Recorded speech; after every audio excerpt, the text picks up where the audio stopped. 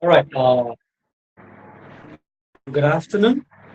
Today it's a morning. Good morning, and welcome back to our online PCB session. Right, personal contact program session. So this will be the second lecture of the course ENM 6211.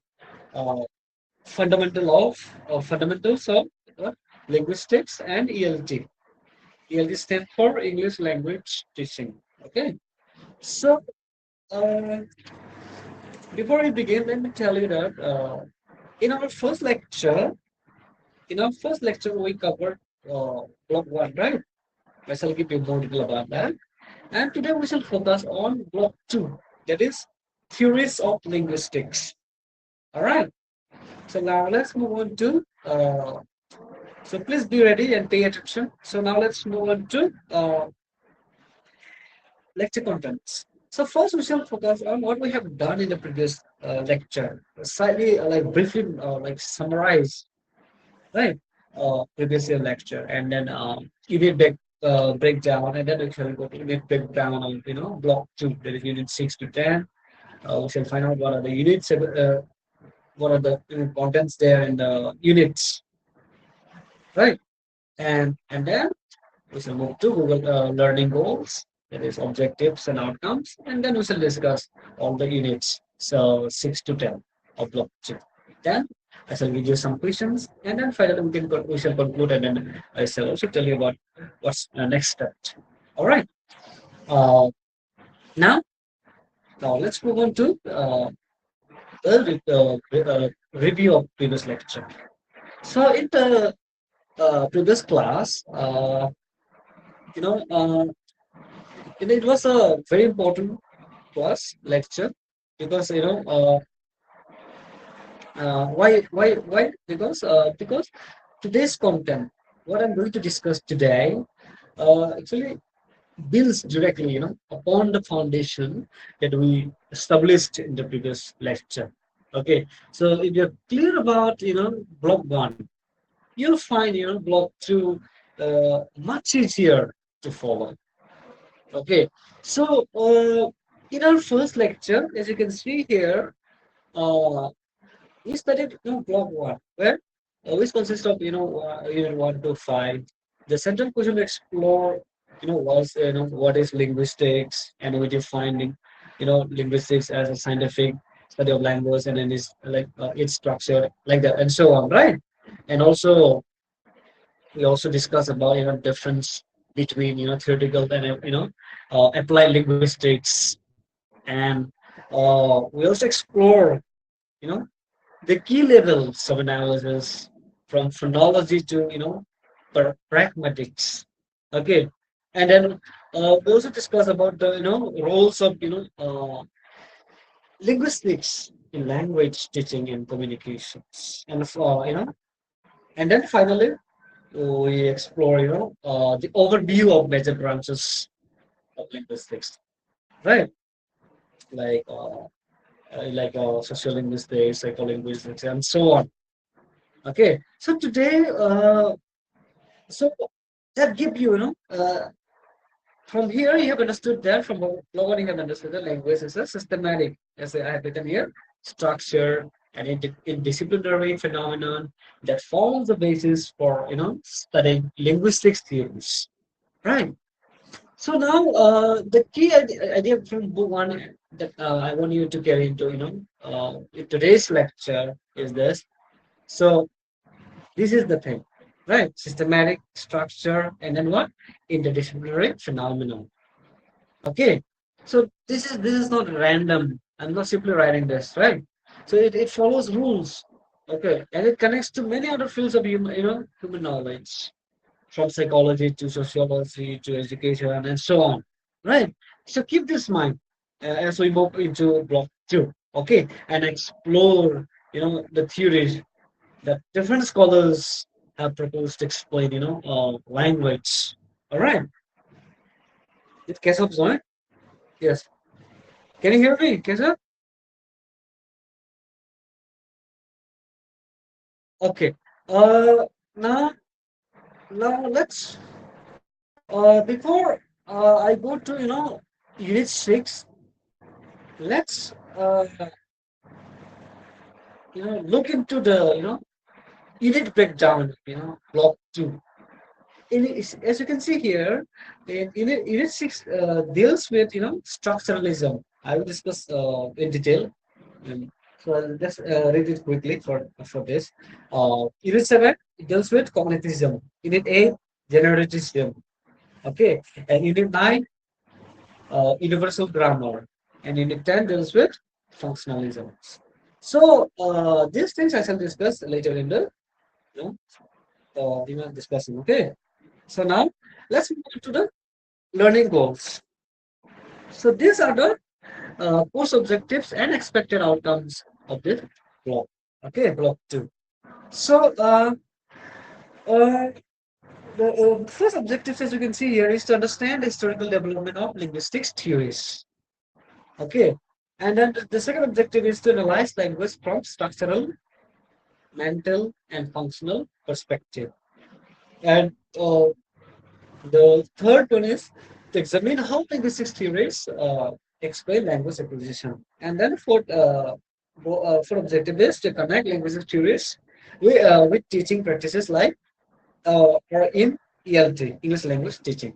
And then what are the outcomes now? Uh, just a second. Uh, Outcomes. First point is critically you'll be able to critically explain major linguistics theory. Okay, and then you will also be able to compare and contrast different approaches. And third is you'll be able to apply theories to real language examples. So you can also apply these theories, these linguistics theories. Not only see this is not limited to English language. Okay, even in my research, Muslim language, I have applied some of the theories from here. Okay, it works. So whether this is for Bengali language, uh, Ogro language, or whatever may be the language, you can apply these things. So you'll be able to do that if you know these theories. All right. So and now next is you'll be able to evaluate the relevance of theories in ELT classrooms too. Okay, so these are the learning goals. Okay, of block 2. So now let's move on to uh, the main discussion, that is structuralism concept and origin. So now, have you heard about structuralism before? I don't know whether you have heard or not. So now let me just introduce to you. So as you can see here, structuralism emerged in the 20th century, right? Primarily, through the work of a Swiss linguist. Who is linguist? I have already told you in the first semester also. A linguist is who deals with linguistics. And if you are a student of linguistics, then you are a linguister. Right now, we are a linguister. Okay. So, how it started? This structuralism with the work of through the work of Swiss linguist, a name who Ferdinand de Saussure. So Saussure is often called the father of modern linguistics. Okay, because of how radically he transformed linguistic thinking. So before Saussure, much of linguistics was historical. So scholars were interested in how languages changed over time, how Latin became French, Spanish, for example, like that. Okay, so Saussure shifted that focus. So he argued that we should study language as it exists at a given point in time as a complete system rather than only looking at its history. Okay, so what is structuralism now? So structuralism is the view that language is a structured system of signs. Which signs I'm talking about? SIGNS, right? Sign, not signs, not that one. not as C-I-E-N-C, right? We're talking about sign here, right? They sound the same thing though. Uh, so the word structure here is key. The key. Key ko the Bangla I do not know. The key. Um, I forgot in Bangla. The key. What do you call the key? Chabi or something. It means that language is not a random, but a collection of words thrown together, right? Every element in language has its place, its functions, and its meaning because of how it relates, to every other element in the system. So think of it like a chess game. A chess, you know, a chess piece uh, does not have meaning by itself, right? The pawn only makes sense in relation to the queen, the rook, right? The rook, what do you call it? The other pieces. Similarly, words and sounds in language gain meaning through, their relationships with other words and sound. Okay, so another very important shift that sources, introduced was the move from diachronic study to synchronic uh, study. Diachronic means across time, studying how language uh, changes historically, and synchronic means at one time studying language as it is used right now. The way we speak English right now, or the way you speak Bangla, the way I speak Muslim right now, present time, right? In the present. So Foster, argued that to uh, truly understand a language, uh, we must first study it synchronically as a system functioning at a particular moment in time. So the key idea of this is language is not random. There's a collection of words, but an organized system where each element, gains meaning through its, relation to others. So this is profound insight. So it means that to understand what a word means, you cannot just look at that word is in isolation. You must understand, how it fits into larger system of language. Okay, so now let's, you know, move on to the next topic. So now, uh, let's see, look at the key concept. You know, what are the key concept in structuralism? So the first and foremost important concept in is the linguistic sign. As you can see here, right? Sign. So according to Saucer, every unit of language is a sign. A sign consists of two inseparable parts: the signifier and the signified. So the signifier is like the sound or written form. For example, the word tree as we hear it or see it, and the signified is the mental concept or image, that signifies, cause that signifiers, calls up in your mind the idea of a tree. Right? When I say tree, you know the structure, right, in your mind? Just like that, with roots, trunks, branches. Is it not? Okay, just like that. So together the signifier and signified, form the sign. So it is very important to understand, that the relationship between the signifier and signified is arbitrary. Okay, meaning there is no natural or logical reason why the sound tree should refer to the concept of a tree, right? So different languages, use completely different sounds for the same concept, right? So it's just like that. Let me tell you, in Molsum, we call it. See, in English, it sounds tree. The word is tree, but we understand the tree is the tree with the trunk branches like that, right? In Molsum, we call it Thinkung. See, it's any if you tell or if you say this word to any Muslim, people understand it has trunk, branches, tall, like that. Okay, and so like that. Even you're Bengali also, right?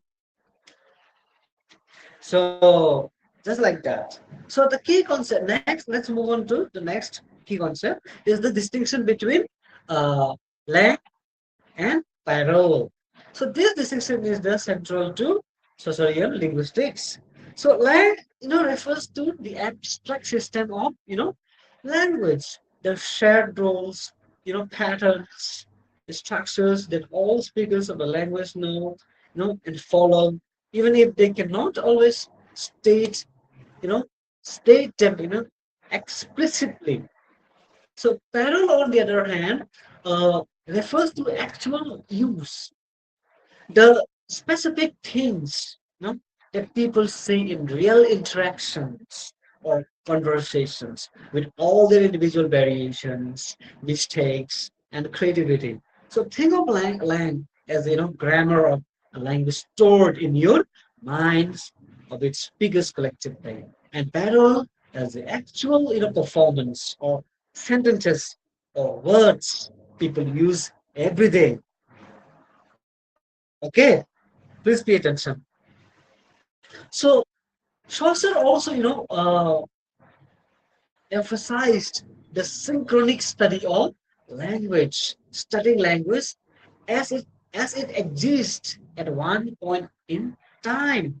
It can be this present language, what we speak right now. So rather than tracing its historical development. So he was interested in how the system works now, not how it came to be over centuries. No. Okay. He focuses on the present. So finally, so structuralism, focuses on pattern, right? Positions, relationship. So in languages, meaning in language comes, not from individuals, units, but from contrast between units. The example on this slide, as you can see here, illustrates this perfectly. How the meaning of the word, she, right? A bit longer. Okay, she is probably defined by how it differs from goat. Both are edibles, right? But they are different within the system of English animal vocabulary. So this principle of meaning through contrast and opposition is fundamental to structuralist uh, thinking. Okay, so to summarize this key concept, structuralism gives us a systematic scientific framework for analyzing language. It asks us to look not at individual words in isolation, but at how they function within the larger system. So these ideas will continue to influence the theories we study next. Okay, now what are the sorry. Oh, contribution and limitations of structuralism. So now let's begin with the contribution first. So because they are genuinely significant. So first and most important is about uh, structuralism. Help establish linguistics as a scientific discipline. Before Chaucer, language study was often more philosophical or historical than scientific. Uh, uh, Sources, insistence on systematic, descriptions, a clear terminology, and a focus on language as a self-contained system gave linguistics the rigor, the strength it needed to be taken seriously as an, academic discipline. Okay, so second, structuralism developed systematic, uh, method for analyzing phonology, morphology, and syntax. So linguists would now describe the sound system of a language precisely, analyze how words are formed, and diagram sentences structures, all with the help of structural principles. So this laid the groundwork for descriptive linguistics. Third, and this is very important for your even for your further studies or higher studies. Okay, structuralism influenced many later theories, including generalism. Okay, which we'll discuss in detail in Unit 8. Okay, Chomsky, who proposed generatism, was in many ways responding to and extending the structuralist ideas. So understanding structuralism is not just historically interesting. It helps you understand the development of linguistics as a whole. Okay, so now let us look at the limitations of structuralism. So the most significant criticism is that it largely ignores the speaker's intention and the context in which language is used. Language is not just as a system; it is also a tool used by real people in real social situations. When you speak, you're not just following rules mechanically, right? You are expressing intentions, emotions, and meanings that are shaped by context. Structuralism has difficulty accounting for this. Okay. Then the second major limitation is that structuralism focuses more on structure than on meaning and use. It tells, it tells us a great deal about how languages are organized, but it struggles to explain why language is used the way it is in social and communicative context. So this gap will be addressed in different ways by quanticism, uh, functionalism, pragmatics. Okay, theories we'll explore as we continue. All right, you don't have to worry about that. So okay, now let's now uh, for your studies, remember to it always evaluate theories in terms of what they explain well, what they explain well, and what they leave and explain. All right. So not single theory captures everything. Remember about language. This is exactly why we study multiple theories. Why we're looking into multiple theories in this block itself. All right. Now let's move on to the unit 7. So what is this all about? To understand, unit 7 deals with, cognitism. So to understand this, cognitism, it helps, to know its historical, it's important to know, its historical background. Okay. So cognitism, it's not cognitivism, sorry. It is cognitivism. Okay. Cognitivism developed in large part as a response to behaviorism. Behaviorism. All right. So, uh, behaviorism was this psychological theory that was very influential in the early and mid 20th century, particularly in America. So, behaviorists like B.F. Skinner argued that language learning is simply a matter of habit formations. You hear a sound, you produce a sound, you get a river, and you learn, right? So language in this view is just a set of learned behaviors reinforced through stimulus and response. So cognitive scientists and linguists rejected this view. They argued that language is far too complex, creative, and organized to be explained simply by habit formations and reinforcement. So, language involves thinking, it involves memory, it involves perceptions, problem solving, and in the formation of mental representations. So, these are cognitive processes of the mind, and that is where cognitivism places its focus. So, in cognitive so, if in cognitivism, language is seen as a part of human, cognition.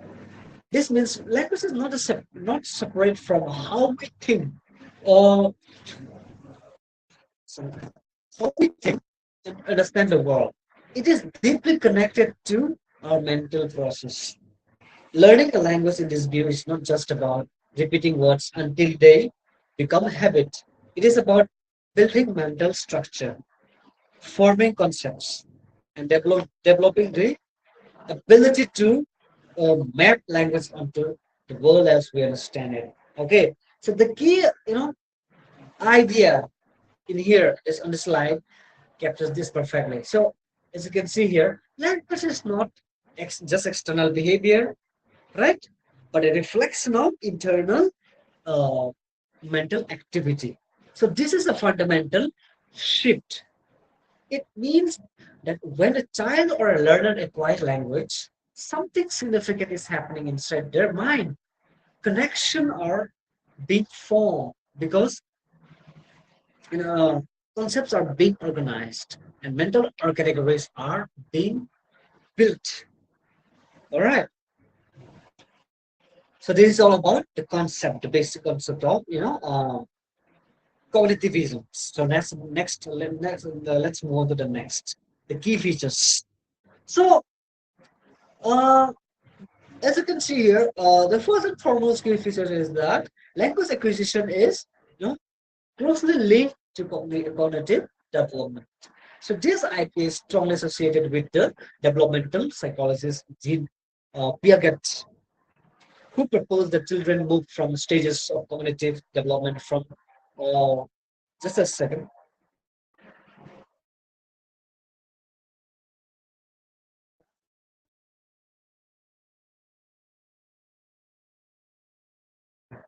Sorry about that. Uh, so let me say again, cognitivism uh, idea, the idea of cognitivism is strongly associated with the developmental psychologist Jim Piaget. Yeah, Jim Piaget. Okay, so uh, who proposed that children move through stages of cognitive development uh, from the sensory monitor. See, I'm actually telling a bit of science, so please try to pay attention so that you can get it. Okay, if you don't understand it, you tell me. We shall have interaction session later in. Okay, so from the sensory motor stage in infancy to form operations. Okay, in all adolescence, right? Uh, So Piaget argued that children, can only acquire certain language structures when their cognitive, development has reached the appropriate stages. In other words, like children need to understand certain concepts mentally before they can express them in language. So language follows thought. All right. The second feature is an emphasis on meaning making and conceptual understanding from a cognitivist perspective, language learning is fundamentally about understanding. It is not enough for a learner to be able to say a word correctly. Okay, produce a grammatically correct sentence. What matters is whether the learner understands what the word or sentence means, what concept it refers to, how it relates to other concepts, and how it applies in context. All right. So the third feature is that, is the idea that learners actively construct knowledge. This is where cognitivism connects with constructivism in education. Learners are not passive recipients of information. They actively build their understanding by connecting new informations to what they already know. Okay, so the learner's prior knowledge and experience play a crucial role in how new language is acquired and retained. All right. So the last one, the fourth feature is that language learning involves problem solving and pattern recognition. So when learners encounter new language, they do not just memorize it mechanically. They look for patterns. So they make hypothesis about uh, how language works. They test those hypotheses through use. This is why children sometimes make mistakes, like say go instead of went, right? So they have uh, recognized the, the general pattern for forming past tense and are applying it even even to irregular verbs, right? Like go, good, how good, right? So this is called overgeneralization, and it is evidence of active cognitive processing. So the example you can see here, a child learns the word dog by forming a mental category of animals like four-legged creatures that bark, have fur, and so on. Right? This mental category is not just memory, trace of a specific dog the child has seen. It is an abstract cognitive representation that helps the child recognize new dogs they have never seen before. This is the power of cognitive language learning. All right. So now let's move on to the importance in ELT, English language teaching. So the first major implications of cognitivism for ELT is that it encourages learner center teaching in a traditional teacher centered classroom. The teacher transmits information and the student receives it passively, right? I think Keshav will know better about that. As he takes classes regularly, I think in the school. So cognitivism challenges this model. It tells us that learners are actively, you know, act- are active thinkers who construct their own understanding.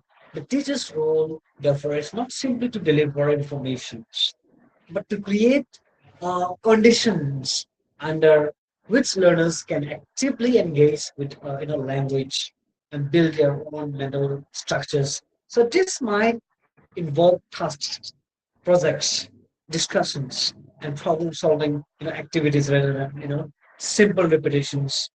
Really, okay. The second important is that implication is that it is a focus on your understanding rather than memorizations. In many traditional, language classrooms, learners are asked to memorize grammar rules, right? Vocabulary list and sentence patterns. So positivism suggests that this approach is, limited. So through, language, uh, learner, learning happens uh, when learners understand why a word is used in a certain way. Okay, what concept a structure expresses and how meaning is constructed in a different context. Okay, so when learners understand, they are able to use language creatively and flexibly, not just reproduce or memorize patterns. And then the third one is the promotion of meaningful, communication. Cognitivism tells us that language learning is most effective when uh, it is connected to real meaning. When learners communicate about things that matters to them, so their lives, their opinions, their experiences, the language becomes meaningful and meaningfully put in. Uh, that meaningful input is processed more deeply and retained more effectively.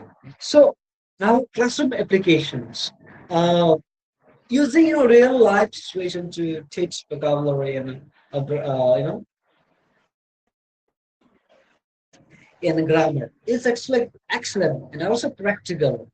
Like, for example, instead of teaching simple past tense to a list of exercises, a teacher might ask students to narrate something that happened to them recently. What did they what they did yesterday, or memorable event in their lives. So this connects grammar to real meaning and cognitive, engagements. All right. So this is all about cognitive visions. Now let's move on to the let's not waste the time. Let's move on to the unit 8, generate vision. Now, so what is this? This is this theory is associated with one of the most famous linguists of the 20th century, Noam Chomsky. So if you study linguistics, seriously, you'll definitely encounter, Chomsky's name again and again, right? Not just in linguistics, but also in cognitive science, philosophy of mind, and even in political thought. So what is relativism? So the central claim of generativism is that language is governed by innate grammatical rules. So let me break this down. What is innate here? Innate means, present from it's present from birth, built into the biology of human species. Grammatical rules means the internal system of rules that allows us to, produce uh, and understand, sentences. Chomsky argued that humans are biologically predisposed to acquire language. So this is not something we learn. We learn the way we learn to ride a bicycle or play cricket. So language emerges naturally in human children because the capacity for language is part of our genetic inheritance. So to support this claim, Chomsky proposed the concept of language, acquisition device, as you can see here, right? So it is not the lab. It is a lab is not a physical part of the brain. It is a theoretical concept, so it refers to an innate,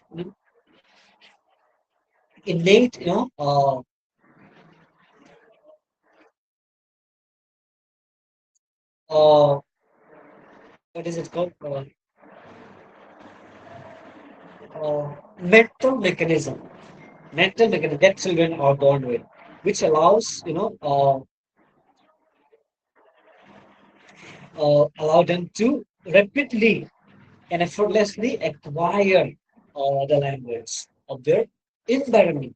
Okay, so when a child is exposed to language, the lab activates and enabling the child to uh, pick up the rules of that language.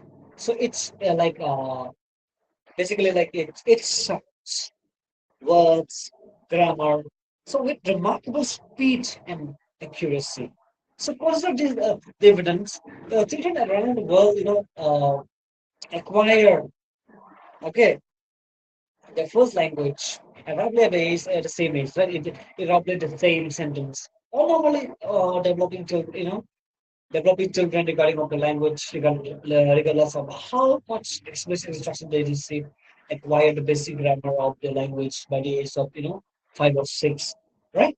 So this universality suggests that language acquisition is not purely there is a lot of environmental input, but conditioning. This is something uh, inside the child, something in them that drives this process. So the idea of this, you know, is that uh, language ability is natural and biologically determined. It's a bold and radical claim of challenge both behaviorisms and in some ways structuralism. It plays the study of language firmly within the domain of cognitive science and biology, not just social or cultural science. All right. So this is all about basic. We have two more units, okay, just be patient. So now let's move on to the first. Now there are like a few structures and concepts I'll be dealing here. What is deep structure? In the deep structure, according to Chomsky, every sentence has two levels of structure. The deep structure is the underlying abstract level of sentence. It represents a fundamental meaning or logical relationship expressed by the sentence. So think of it as the idea or message behind the words. So deep structure, is not what we actually say. It is the underlying meaning that our mind generates before we express it in words. Okay, the second concept is the surface structure. So this is the actual sentence as it appears. What I speak from my mind, that is deep structure. What I write here, yes, you can read here, right? This is surface structure. Okay, so that's why surface structure is what we hear or read. It is the observable external form of the sentence. Okay, so the third concept is transformational rules. Chomsky proposed that our minds use a set of transformational rules to convert deep structures into surface structures. These rules operate on the underlying meaning and produce the various forms that sentence can take in actual speech. So different surface forms can express the same deep meaning, and that is the key insight. All right. So as you can see here an example, uh, take the active sentence first. She is eating an apple. And now consider the passive sentence. An apple is being eaten by her. These two sentences look very different on the surface level, right? So the word order is different, the grammatical form is different, but they express, the same basic, meaning, the same relationship, between the agent, agent here is she, and the action, eating, and the object, the apple. So, in Chomsky's, framework, uh, both sentences are, not share the same deep structure, but have different surface structure. They're generated by different transformational rules. Okay, so the concept of uh, deep and surface structure is not interesting. It's not like just interesting in theory. It has a practical implication. It explains why sentences that look very different can mean that it's same meaning, and why sentences that look similar can mean very different things. Okay, it also helps explain something remarkable about human language. Okay, so now let's move on to the next topic, that is the significance and criticism. So here are three uh, significance. The first one is compelling aspect of Chomsky's work, generativism. It explains generativism explains the creativity of language. By creativity, linguists uh, do not mean as artistically or artistic creativity.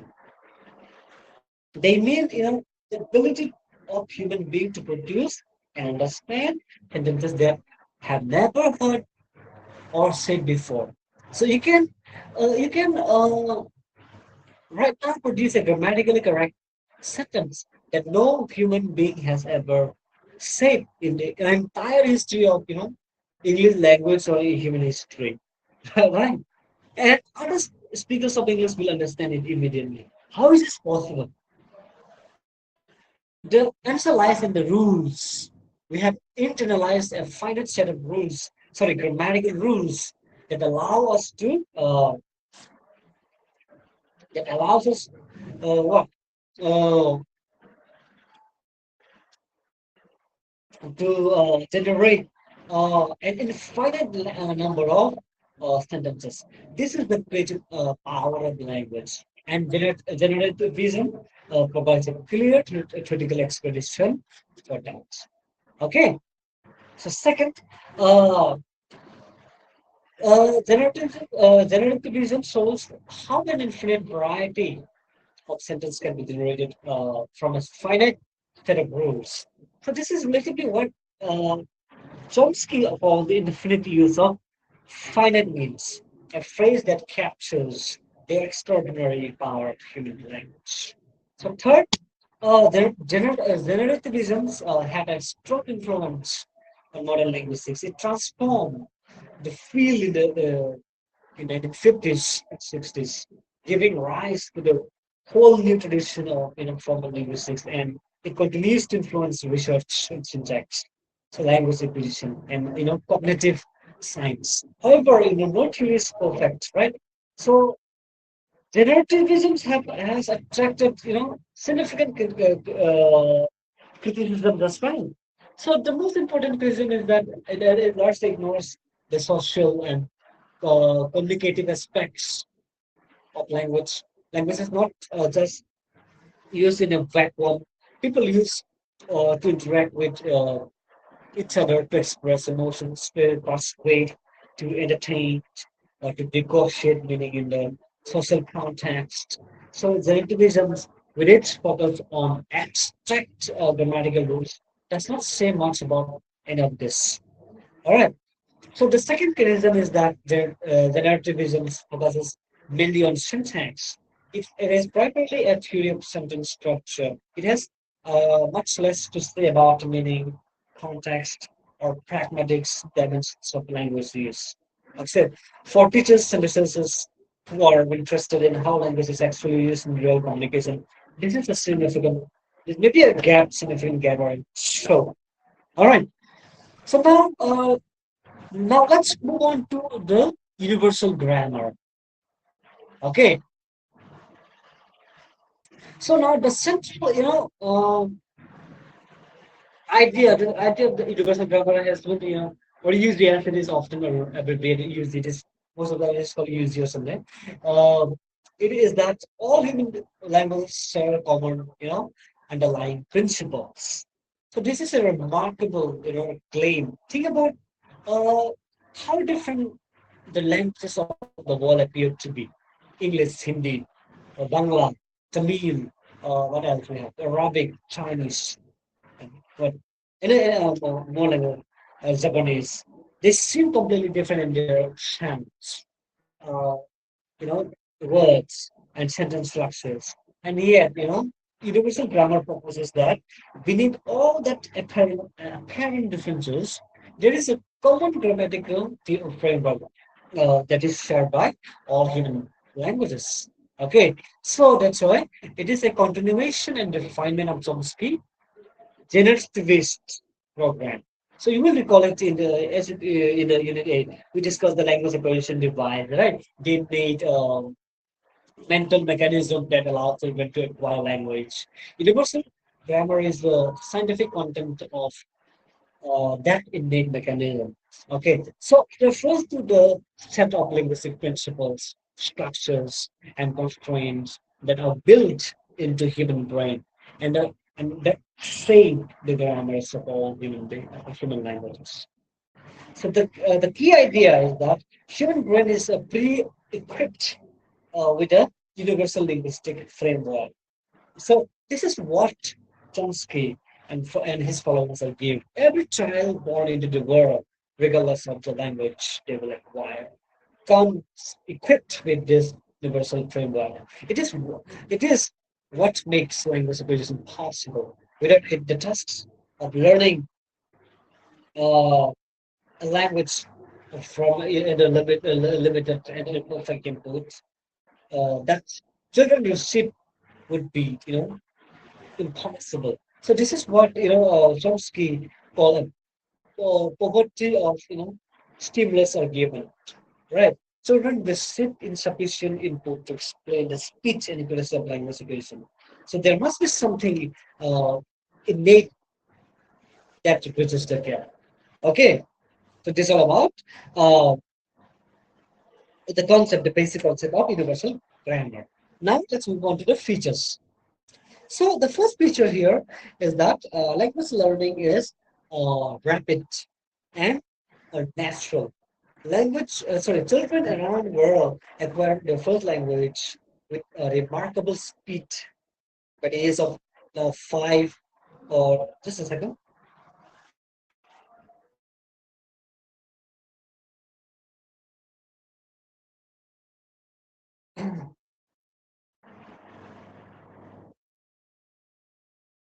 Uh, you know, uh, by the age of 5 or 6, most children have mastered the basic phonology, morphology, syntax of their native language. They do not They do this without formal instructions, without conscious effort, and in a relatively short period of time. So compare this to the difficult adults when trying to learn a second language, even with years of study. Most adult learners never achieved, the same level of fluency that a child achieved naturally. So this contrast suggests that there is something special about uh, the way childs are, prepared for language and universal grammar is Thompson's explanations for this special capacity. Okay, the second feature uh, is that children acquire language with limited input. So this is the poverty of stimulus in our argument I mentioned earlier. So the language that children hear around them is not perfect. For our parents and caregivers make mistakes. Sentences are often incomplete. Children are not given systematic grammar lessons, and yet they manage to construct, an accurate uh, grammar of the language. So they do not learn the sentences. They have uh, heard, but they produce grammatically, correct sentences. They had never, heard before, right? This this type of this creative generalization from limited data suggests that children must be bringing something to the tasks of language learning, some prior knowledge or structural blueprint. So that blueprint, according to universal grammar, is innate. Okay. The third feature is the distinction between principles and parameters. So this is the most technical aspects of universal theory, universal grammar theory, but it is very important. So Chomsky proposed that uh, universal grammar consists of two types of linguistics properties. Principles are uh, properties that are fixed and universal. They apply to all languages without exception. Parameters are properties that can vary between languages. They have a small, set of possible values, and acquire a language means learning. I mean, acquiring language means uh, uh, learning which value a particular language uses. The example, as you can see here, the word orders, parameters of word order. In English, the basic word order is subject, verb, object, right? We can say he or she loves music. In Japanese, the word other is subject, object, verb. They were they would say the equivalent of she music loves something like that. So what are possible settings for the words or the parameters in universal grammar? A child acquiring English simply needs to discover English uses SVO setting and why. A child acquiring Japanese discovers SOV setting. So all other syntactic rules related to word order often follow automatically from that parameter setting. So this is an a legend, and economical explanations for how uh, children can acquire the complex, grammar of their native language sufficiently. Okay, so what is the relevance? So it will help. So it helps in explain first language acquisitions. It also supports the ideas of innateness, and it also sorry, and uh, universal grammar has also influenced the modern language teaching theories, particularly the area of second language acquisition research. Okay, so these are the relevance of universal grammar. So now let's move on to the unit 10. So now, what is the basic concept of this? Functionalism is a theory that focuses on language used in the real life situations. So while structuralism asks how is language organized as a system, and generalism asks what are the innate rules that generate language. Functionalism asks fundamentally uh, different questions. What is language for? How and why do people use it? So functionalism studies language as a tool of communication, not just as an abstract system of or biological,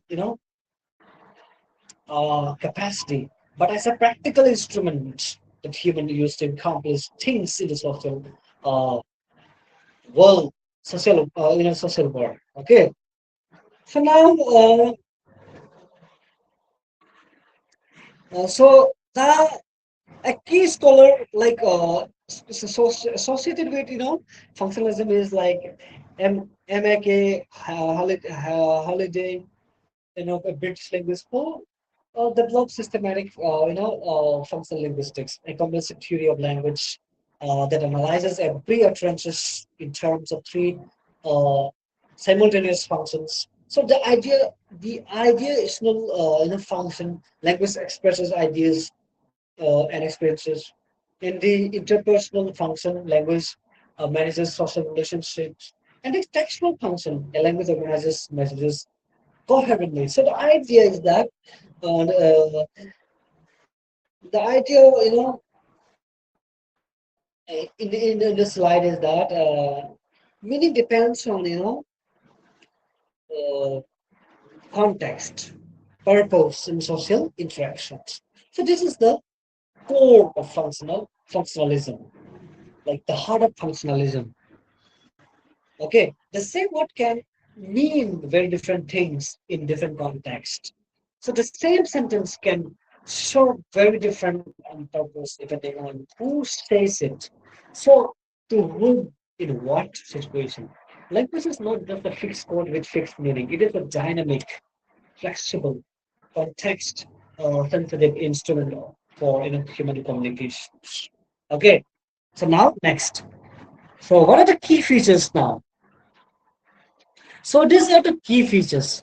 The first key feature of capitalism is that it emphasizes on pragmatic and discourse. All right. I think I had already discussed about pragmatic in a blog one. It is talking about how context shapes, meaning it is right. So this is the thing. This is all about. So functionalism is deeply interested in pragmatics because for functionalists, understanding a language means understanding how it is used in real communicative situations, not just how uh, its sentences are structured or what its words mean in the dictionary or something. Okay, and discourse also refers to. He also focuses on emphasizes on discourse. Uh, discourse, as you can see here. Refers to language beyond the sentence, conversations, text, and other extended communication methods. So functionalism is equally interested in discourse analysis, how texts are organized, how conversations flow, how speakers use language to shape their communication goal. Fourth, okay, so these are the things. So now, the second feature is that language varies according to social context. This is very fundamental functionalist uh, insight. The way you speak to a professor or is different from the way you speak to a close friend, right? So the way you write a formal academic essay in different form, the way you send a text message. So these variations are not mistakes or deviation that form correct language. So they are systematic and meaningful adaptation to different social contexts. Okay. So the third key feature is the focus on function rather than structure. This directly contrasts with structuralism or generative vision. So which are primarily interested in the structural or rule-governed aspects of language. So functionalism says the structure of language is best understood by looking at what people do with language, the social function that language serves. Okay, so there are here two examples. First, let's close the door.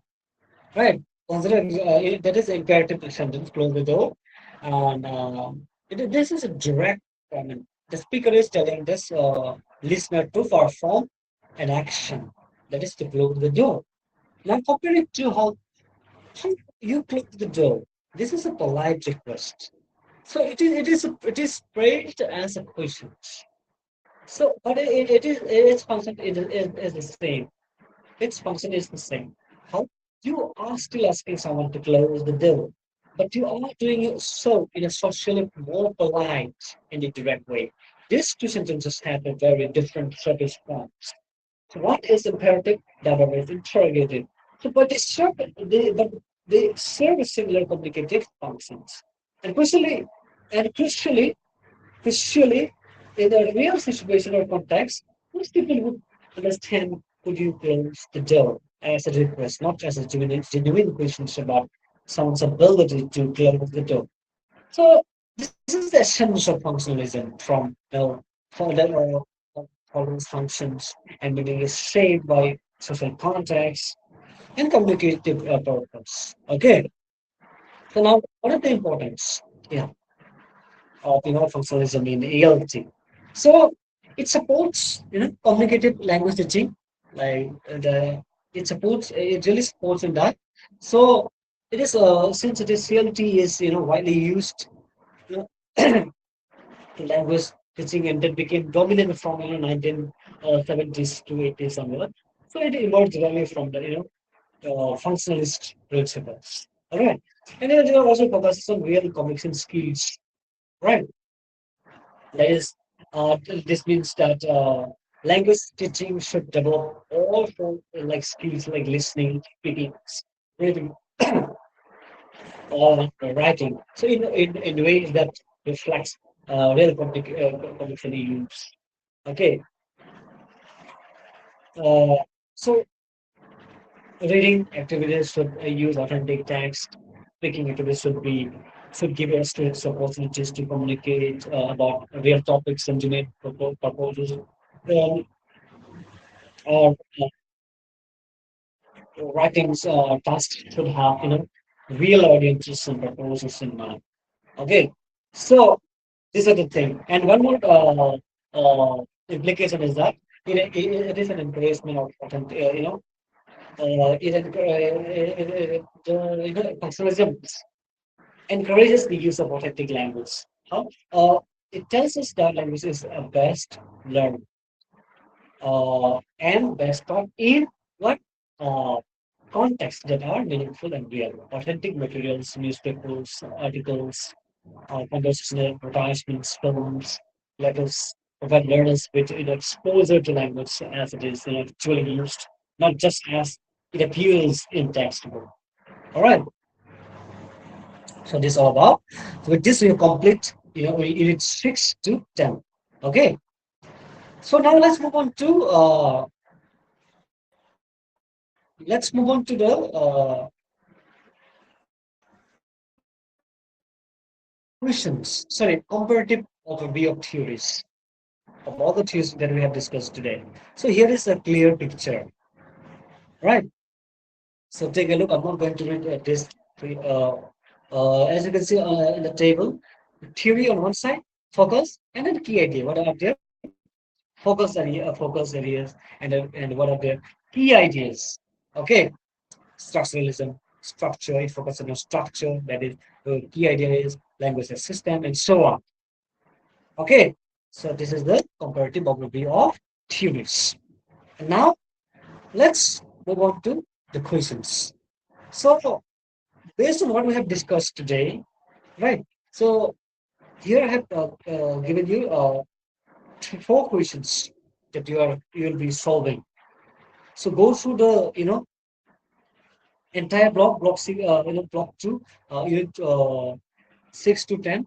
Go through it and also go through this PPT slides, do research, more research, okay, and try to attempt these questions. All right, and now let's move on to the conclusions. So today we have discussed about you know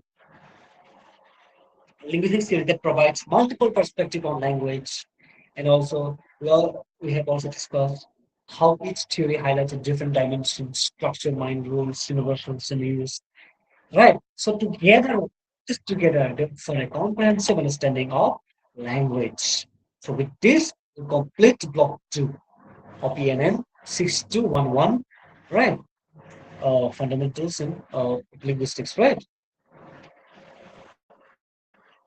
So now in the next class, okay, we shall focus on block 3. We shall specifically focus more on ELT in Indian context, English language teaching in Indian context. Please go through it before you attend the next class. Okay. So now if you have any questions, doubts, you may uh, say it or ask questions. You may raise the questions. If not, with this, uh, we conclude, this lecture or this class on.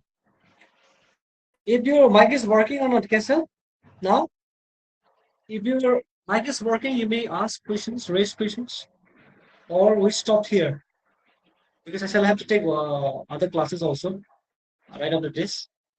Okay. Uh, okay then. Thank you so much for attending the class. See you in the next class. And for now, have a good afternoon. Okay.